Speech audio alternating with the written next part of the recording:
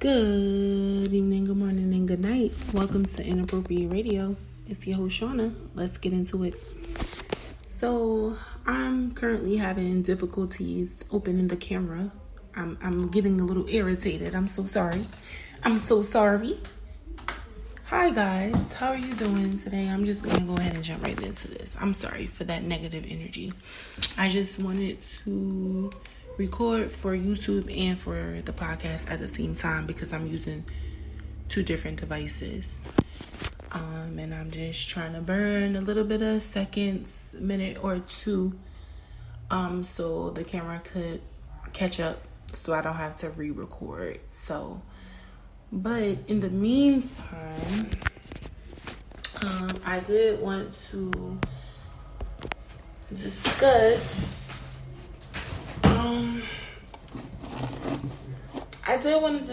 ancestors.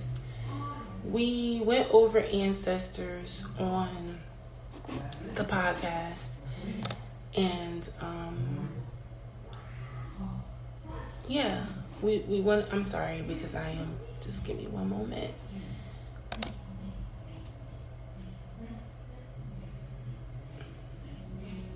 Okay. So I don't know what's going on. This thing is not recording, but okay, we are recording. Hopefully it uploads. I'm in a different setting. I am hopeful that this thing acts right when it's time to upload. I mean, okay. So the topic today is about your ancestors and if they can be your ancestor if they're younger than you. I had a download of something from my own personal situation, and then I came across a general conversation. So this is something that I actually wanted to address. Can your ancestor be a child? Can your ancestor be younger than you, right? So we have this idea on what an ancestor is, right? And I just wanted to pull up the definition of what an ancestor was, right? Because we have our own definition and idea. And the definition is a person typically one more remote than a grandparent from whom one is descended, right? So we would look at this as like a forefather or, someone who's come before us. However, when someone of your lineage passes over, or I would say transitions, there are different categories that they could fall into. Beings of light can be the devil. The devil can actually come in the form of light also. So we just really have to be careful with the ways in which we approach these spirits if we are engaging with them. I, for one, am not engaging anyone to talk to a spirit or be friends with the spirit or anything like that. But if you have the gift of mediumship, or if you're any of the clairs, like clairaudient, clairvoyant, etc., if you are a seer, if you are an interpreter of any sort, it's really important to know how to engage with the spirits, and how to close out the session when you do interact with them, because leaving the portal open is the absolute worst. Trust me when I tell you. It can cause cycles to go on, cause moods and behaviors to change, or whatever. That's not the topic. I'm just bringing this up because it's definitely relevant. The point that I am making is that your ancestors are your elders, people who have crossed over, transition into another dimension, and they are directly linked to you via blood. We talked about this a few episodes ago. I'm not exactly sure which episode, but we did cover, just having these relationships and knowing the difference between spirits and ancestors and demons and etc. etc. I think this is gonna probably be an extended type of topic, so I'll try to pull up like the episode where we talked about this. But when you have someone younger in your family who has transitioned over, and we kind of scathed this a little bit, but I'm just gonna go into this like a little bit more detailed, and I'm so sorry for like the noise in the background. And hold on, if I can't record like this, and this is like a hot mess.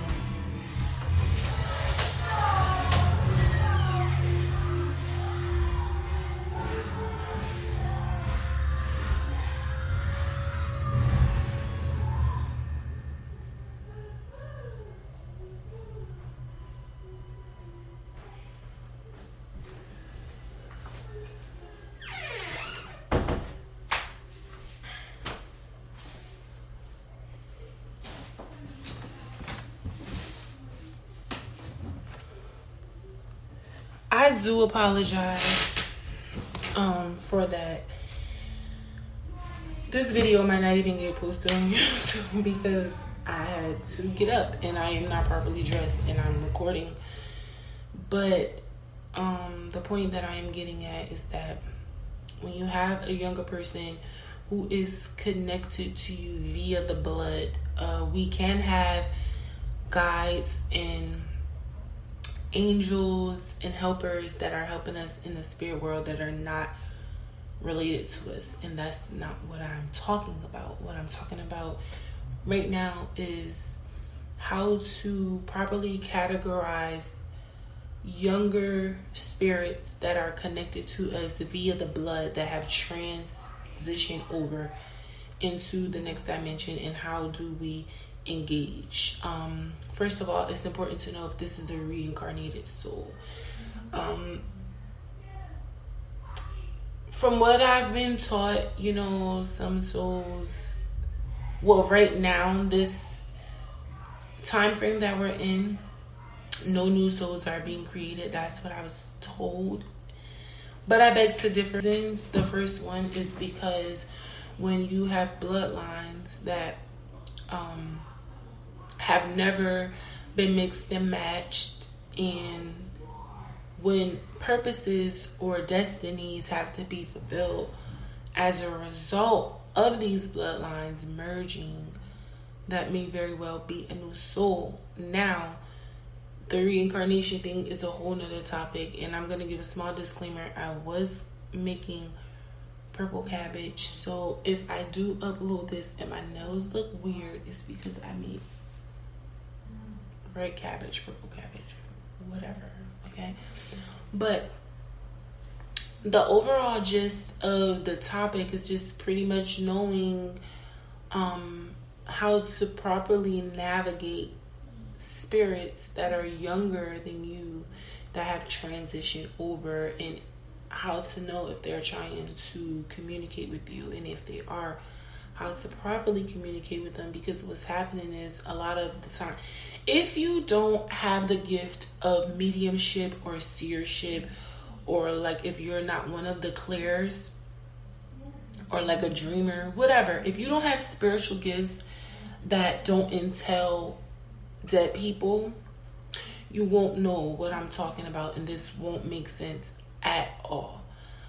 But if you have inherited the gift of especially mediumship, seership, and like dream interpretation, any of the clears, whatever, if you have spiritual gifts that will allow you to communicate with the dead, is really important to understand first that these energies can be manipulated, meaning If I pick up an energy that a younger person is trying to contact me, I have to first know that this energy has not been manipulated and I am not being penetrated by a demon or like a bad spirit, right?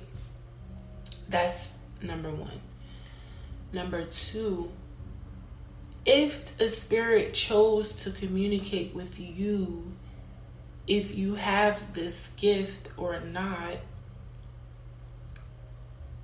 something related to you directly that will allow you to assist the entire bloodline. So let's just say I have a brother. He passed away when he was 12, just before his 13th birthday, right? Let's just say I am constantly seeing his birthday. I am dreaming of him. I am sensing his energy around me, right? Because when he left this room and transitioned over, because he was a child, it's still easy to kind of take that energy and manipulate it a little bit, because he was not totally in a space of mastering himself, versus an elder where you could kind of read out the energy and it's a little easier to say, okay, I know this person, this is not their vibe, right? A kid, especially because of the trauma, he died, it was trauma based. He was young. Some of these souls get trapped. Like I said, when you're young and you haven't mastered self, or if you haven't gained enough knowledge for your soul to be able to transition to a particular dimension. And we talked about this, everything should be coming back full circle. What happens is you will be reincarnated and you will die and you will be forced to kind of hang in the ballad or be reborn again. So most of the time we'll notice that when someone dies in the family, someone's being born.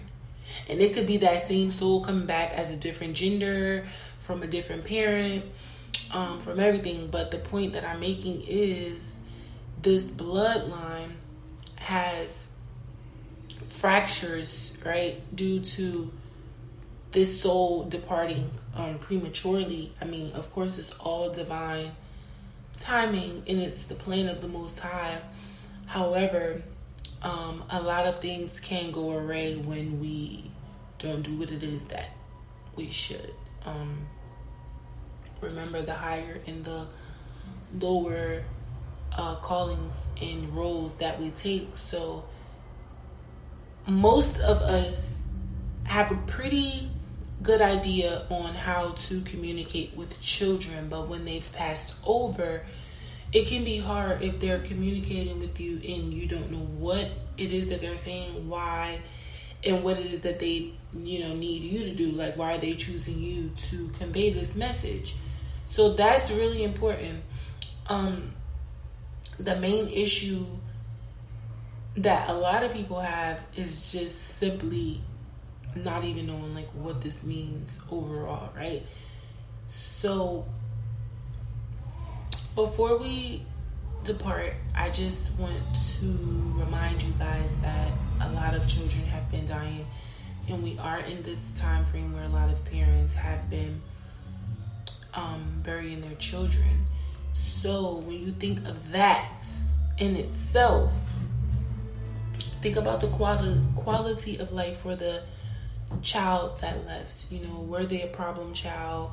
Did they come from a good home? Did they use drugs? Were they good in school? Were they active? Did they have friends? Were they into church? Did they like to dress? Did they like sweets? Did they like salty or spicy? Like, all of those things matter, because this is how you can pinpoint a reincarnation when that energy comes back into the bloodline in this room, because you can't technically delete anybody from the bloodline, but what happens is you can get, like, I'll give you this analogy. When you have one chain, right? If one link gets hot, all of the links get hot, right? If you throw the chain in a deep freezer, this whole genetic chain is going to be frozen, not just one link, right? So when you think of like bloodlines, just literally think on the terms of connections, like actual links, chains, like gates, things that are connected. It's a passageway, and I hope I didn't lose anybody with this topic because somebody needed to hear this. When children pass over, they can be considered an ancestor if they were a reincarnated soul. However, they can also be a spirit guide that's been placed in the room to assist us in many areas. We're going to get into that, especially when it comes to like biracial, people.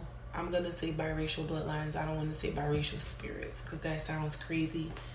But like if you were biracial and your genetics come from a diverse lineage, that within itself, it opens a lot of doors. So if you have a child that's crossed over, that is connected to you via the blood, yes, they can be an ancestor if they were reincarnated. They can be a spirit guide. They can actually have come here for karma, for some karma to be wrapped up for the bloodline between their for both parents' bloodline. Obviously, it's both, because if it was not both, then these two bloodlines would have never connected and had whatever tragedy occur. I'm gonna wrap this up because we passed 15 minutes. I really hope you guys are doing well. I think if you lost a child, it's really important to keep in mind the manner in which they transitioned over, how old they were, what the quality of life was, what was the fruit of their spirit when they were here. If they're too young for you to know that, then that right there is a telltale sign that they were here to wrap up some karma. We also talked about that like in the beginning, probably the very beginning of the podcast, like wrapping up karma and spirits coming, being reincarnated. We'll go over that. This setup is really, really sucky right now because I'm like all over the place, but I have to make sure I record. This is probably going to be one of those weeks where I'm constantly spewing things at you guys because I got a lot of downloads over the past week, over the weekend, really, but this past week I've got enough topics to like cover us through February, and I think we're going to start recording a lot more than once a week. So with that being said, I'm going to let you guys go. I don't want to hold you. I'm going to go eat. I hope all is well. I hope you said your prayers. Hope you drink your water, eat your fruit, got your rest, and mind your business. Okay? And that is it. Peace and blessings to you all. I hope you enjoyed your weekend. I hope you enjoy your week. Make some money. Stay out of trouble.